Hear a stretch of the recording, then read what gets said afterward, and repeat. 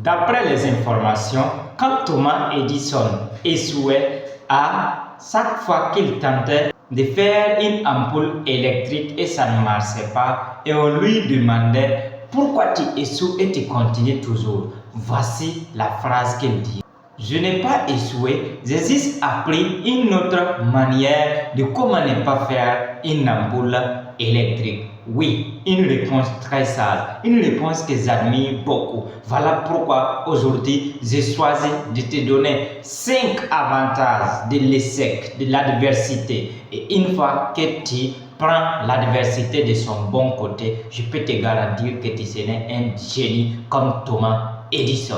Merci bien. Si c'est ta première fois d'être ici, nous créons des contenus sur le développement personnel, l'entrepreneuriat, la métaphysique. Si ce genre de contenu t'intéresse, tu as juste besoin de t'abonner, like et active la cloche de notification. Pourquoi pas partager cette vidéo pour que ça puisse servir une autre personne. La première des choses qui fait que l'adversité est bonne est que l'adversité développe la maturité. Oui, tu vas remarquer que toi comme moi, en réalité, quand nous échouons dans quelque chose, prochainement, si nous voulons reprendre, nous reprenons d'une manière sage. Et ceux-là également qui n'ont jamais échoué, quand ils parlent, tu te demandes souvent si est-ce qu'ils réfléchissent en réalité en parlant. Mais ceux-là qui ont déjà fait face à l'échec, ceux-là qui ont déjà fait face à l'adversité, à un moment donné, quand ils s'expriment, tu ressens cette maturité-là en eux, tu ressens cette sagesse-là en eux. Parce que tu sens qu'il y a une leçon que ce dernier a appris,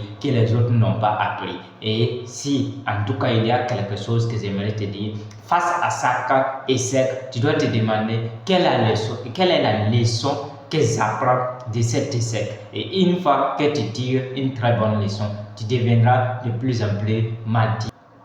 La deuxième des choses qui fait que l'adversité est très bonne est que l'adversité mène à l'innovation. Oui, j'imagine un instant qu'il y a quelqu'un qui fabrique des produits, voilà, tu lances ton produit sur le marché et les clients commencent à parler mal, à insulter, non, ça là c'est pas un bon produit, ça là c'est pas bon.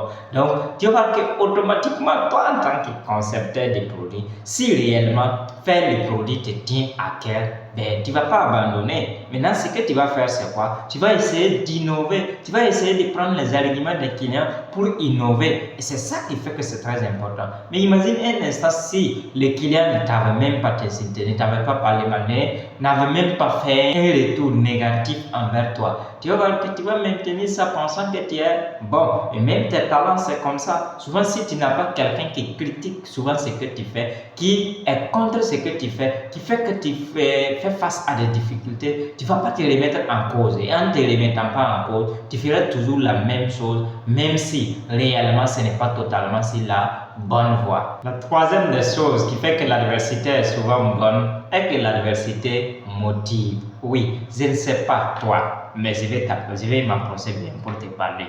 Moi, personnellement, souvent il m'est arrivé que c'est les jours ou les projets que quelqu'un te dit, quelqu'un me dit, en tout cas, je sais, est-ce que tu commences à, mais tu ne vas rien foutre de bon. C'est dans ces genres de projets-là que moi-même mon énergie remonte à 210%.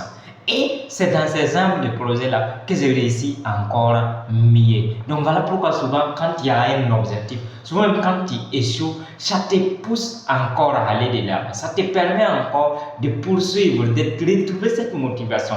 Maintenant, les ignorants, ceux qui ne connaissent pas, quand ils échouent, qu'est-ce qu'ils font? Ils sont obligés souvent de se décourager, de se laisser démoraliser. Et pourtant, ceux-là qui comprennent, quand ils échouent, ils retrouvent une nouvelle motivation pour encore faire mieux. Ils disent que ce que j'avais fait c'est bien, mais ça veut dire que je peux encore mieux faire. La quatrième des choses qui fait que l'adversité est bonne est que l'adversité te permet de te surpasser. Oui, c'est comme ce que je disais.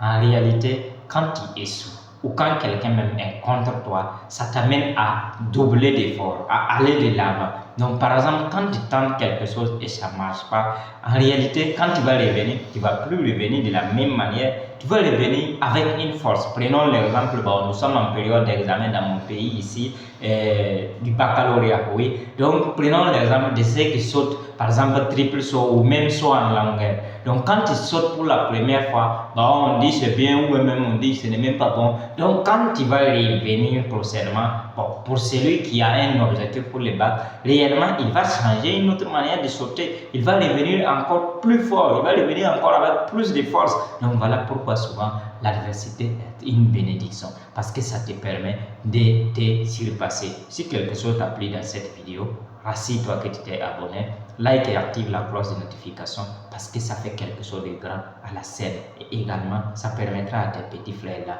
de voir cette scène. La cinquième et dernière des choses qui fait que l'adversité est très bonne est que derrière chaque adversité se cache une plus grande bénédiction. Chaque adversité a son avantage que tu ignores. Chaque adversité a une leçon que tu dois tirer. Chaque adversité vient t'enseigner quelque chose.